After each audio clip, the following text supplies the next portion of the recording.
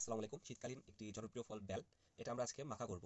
তো শুরু করা যাক। এই মাখা করতে আমাদের কি উপকরণ প্রয়োজন হবে? প্রথমেই গাছ পাকা একটি সুন্দর ঘ্রাণযুক্ত একটি বেল প্রয়োজন হবে। তারপর লাগবে আমাদের এটার বাকি সব উপকরণ। উপকরণের মধ্যে লাগবে গুঁড়ো মরিচ, মরিচ, ধনেপাতা, চিনি, লবণ এবং ধনিয়া প্লাস জিরা গুঁড়া।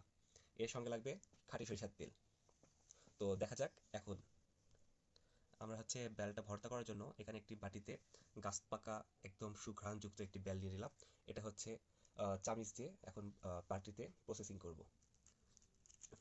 এটা যতই ঘাটাঘাটি করা হচ্ছে ততই নাকের মধ্যে গন্ধগুলো খুব সুন্দরভাবে আক্রমণ করে যাচ্ছে, যেটা অবশ্যই লোভনীয় এবং টেস্টি।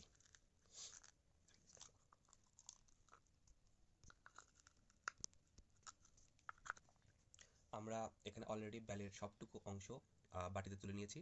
এখন বাদবাকি উপকরণগুলো মিশাবো। আমরা প্রথমে এখানে দিয়ে নিচ্ছি পরিমাপ মতো চিনি,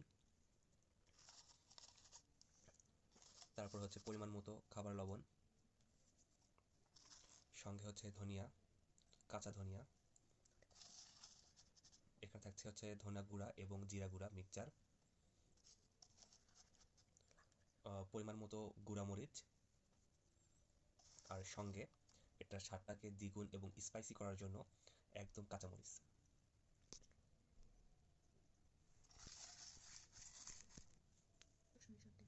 আর এখানে এখন মিক্সচার করা হচ্ছে পরিমাণ মতো খাঁটি সরিষার তেল। এখন এটা মিক্সচার করা হচ্ছে, কিছু সময়ের মধ্যে খুব সুন্দরভাবে তৈরি হয়ে যাবে। তো শেষ পর্যন্ত দেখার জন্য ধৈর্য ধরুন এবং দূর থেকে আমাদের খাবারটিকে উপভোগ করুন।